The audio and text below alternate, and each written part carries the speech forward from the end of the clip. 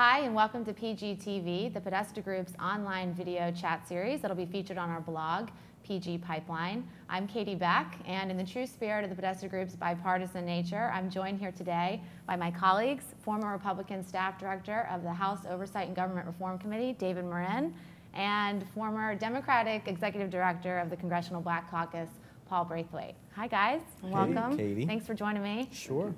So let's start with the one thing by talking about the one thing that everyone else seems to be talking about, which is the election.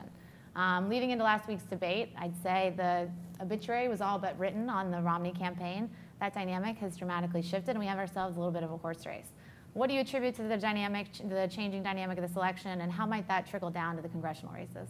Yeah, I never thought the obituary was written, frankly. This was always going to be a tough race for a variety of reasons. I think we have a personally popular president dogged by persistent unemployment, declining incomes, and a signature achievement, healthcare reform, that a majority of Americans either don't like or don't understand. I think we will continue to see changes over the next several weeks. It wouldn't surprise me to see swings in the polls as we head down the home stretch. But certainly this is a race that's going to come down to a handful of states. I think the dynamic is due to a deeply polarized electorate with deep anxiety over the direction the country's heading in, and starkly different perspectives about how to get us back on the right track. I think elections are always marathons, not sprints, and so it's not just 26 miles. It's now seemingly 3 years or continual, perpetual campaigning. Mitt Romney has been running for president for 6 years. This re-election campaign started several years ago, and I think in the last 4 weeks we're going to now see a light at the end of the tunnel. But the dynamic that changed obviously was the debate. Mr. Romney had a very good night, and the president was less than stellar. The good news for Governor Romney is that he has made this a horse race. The good news for the president is there's 2 more debates.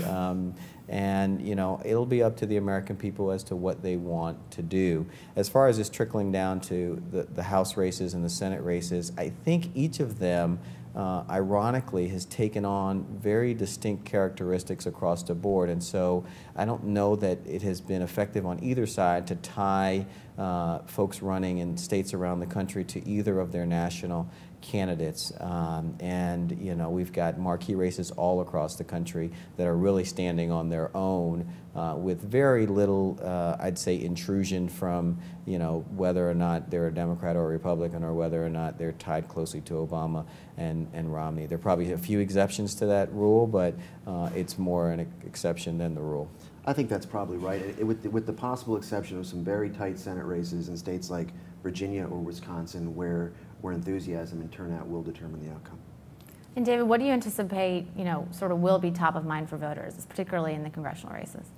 It's jobs, jobs, jobs, and also a little bit of please like me, because generic congressional approval ratings are at an all-time low. But look, the way the maps are drawn, in the House races, most members are more fearful of a challenge from within their own party than they are of a general election challenge.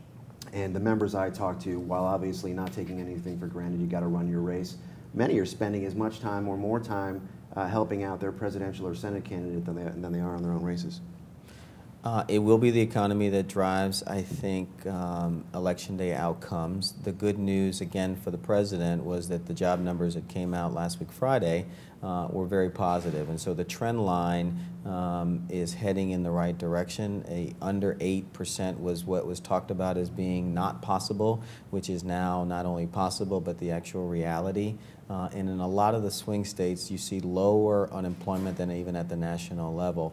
That has to, I think, inure to the president's benefit. And I think as folks talk about the economy now, whether it's losing 800,000 jobs a month, which it was in 2009, to gaining 150,000 jobs in September of 2012, that's a million job swing one way or the other. Imagine if we were talking about, still losing 500,000 jobs or 750,000 jobs. I mean, there would be no question that folks would see this as, not a stellar economy. But the fact that we've come from where we come from, I think the American people understand that, and I think you're sort of seeing that that the president is getting, higher and higher favorability ratings as it relates to the economy.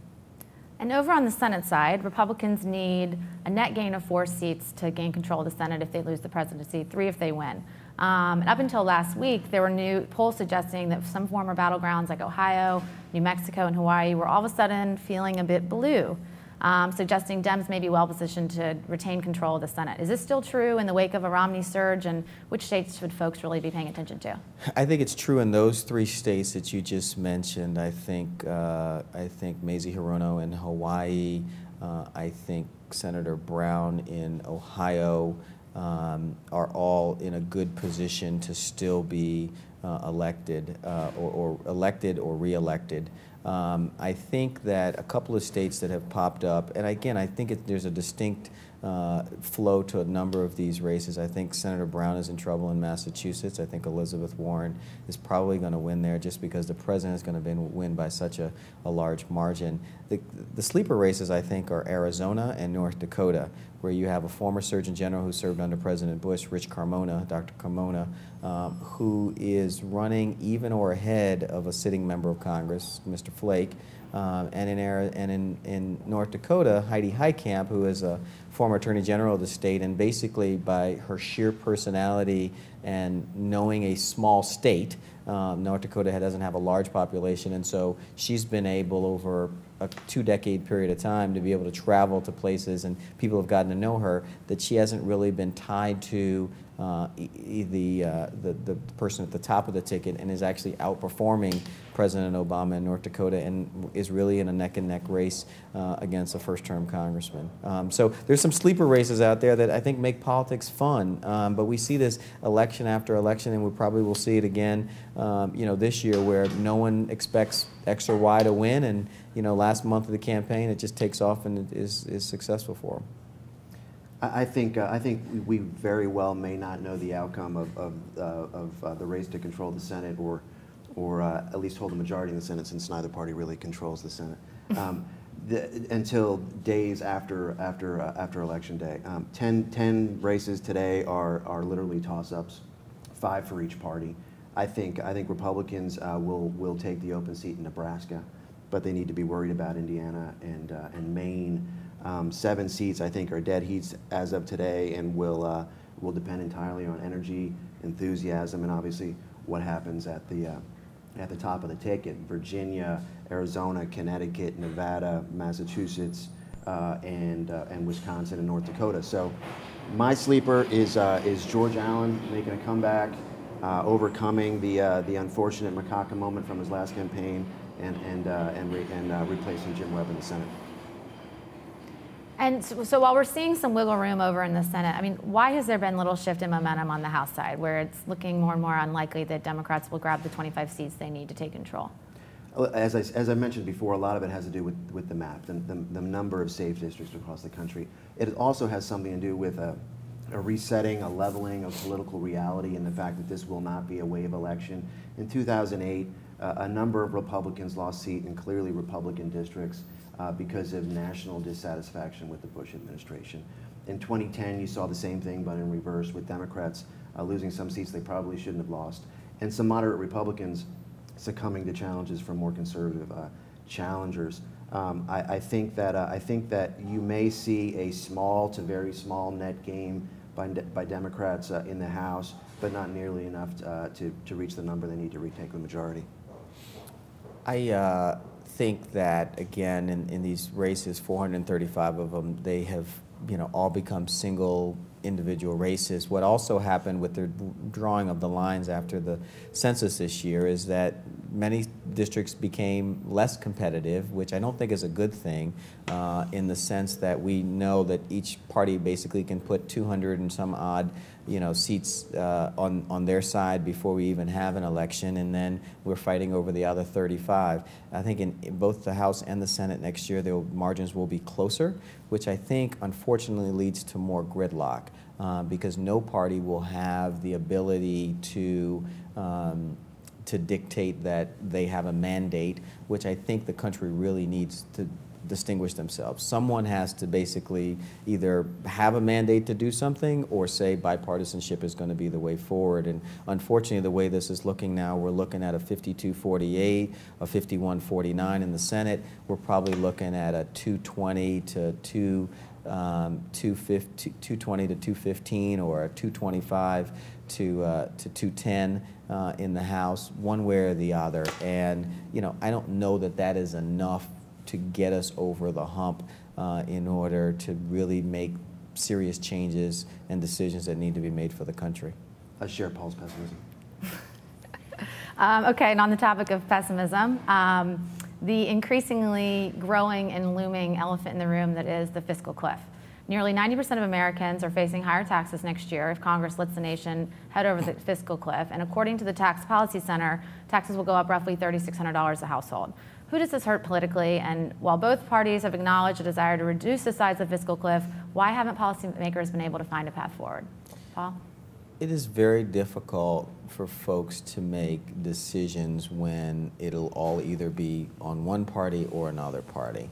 And so unless there is this collective decision to everyone jump together to make a serious effort at getting our deficit and debt under control, one party is going to say, you go do it, and the other party is going to say, we're going to blame you for everything that you just did. There are very difficult choices that need to be made as it relates to spending and taxing. And there is some hope that a group of senators are getting together to try to come up with some sort of compromise. The problem is you don't see the same thing happening on the House.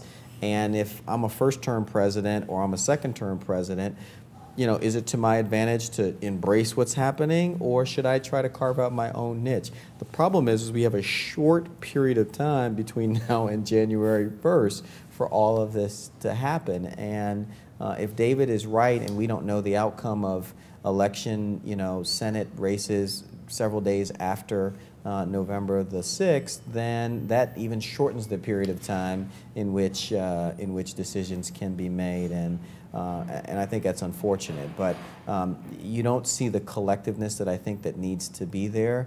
We may talk a little bit about this, about who can help drive that consensus, whether it's business leaders. I have a couple of other thoughts about it, but my general sense is that you really need both parties to step forward and go to the American people and say, this is what we're going to do. If it's only one party, I don't think it works, because the other side will just demagogue whatever decision that's been made.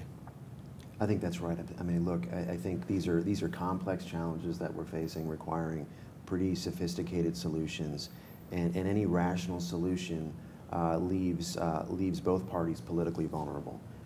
Any rational solution is going to require changes, concessions to policies and programs that are at the base of each party, at their core, at their brand, and that's why you haven't seen any compromise today. And in that vein, hope is hopefully not all lost, but this week we saw CEOs of some of the country's largest banks throw their hats in the ring of the debate over the budget debate, and they're urging Congress to come to a resolution, and they've in fact been willing to put millions and millions of dollars into an ad campaign, hoping to achieve just that and make sure that happens. So what are you telling your clients to prepare for in the coming months, and what's the best way you would advise them for the private sector to engage as Congress and the executive branch begin to tackle these challenges? I think you're going to see more and more of that kind of high-level engagement. I think what we're telling our clients is, look, you have to be willing and able and ready to both give and take. You can't just come to the Congress, hat in hand, telling them what you're in need of. If, for example, tax provision X or protecting it, extending it is your top priority, what else can you bring to the table? Are you going to be able to help reinvigorate America's manufacturing sector? Can you help prevent more jobs from going overseas? Can you help reinvigorate math and engineering education in this country? You need to be part of the solution and not just there asking for something. I think that's absolutely right, and I actually think, you know, the broader that group of people is, the better off we will be. The financial sector is very important, but I think we need the technology sector, the energy sector, the healthcare sector, all of these business leaders to step forward at the CEO level, but the CFO level. I mean, the folks who look at the numbers and can look out a few years and a few quarters to see what they are anticipating for their businesses down the road. The other group of people that I think are very important, and ones that we work closely with here at the firm, are governors. Governors are on the ground and see their constituents every day. They're competing for companies to move to their states.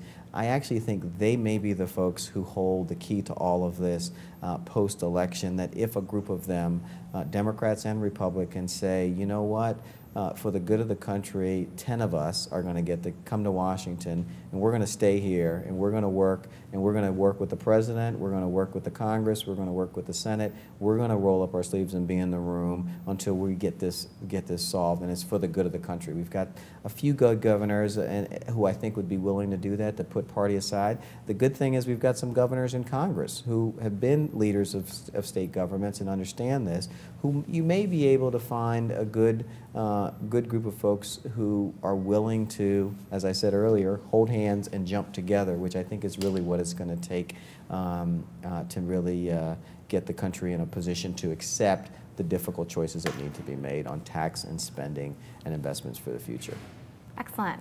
Well, thank you both. Thank you, Katie. That's it for this first edition of PGTV. Keep your eyes on the PG pipeline for further insights and analysis as the election and other pressing policy events unfold in the coming months.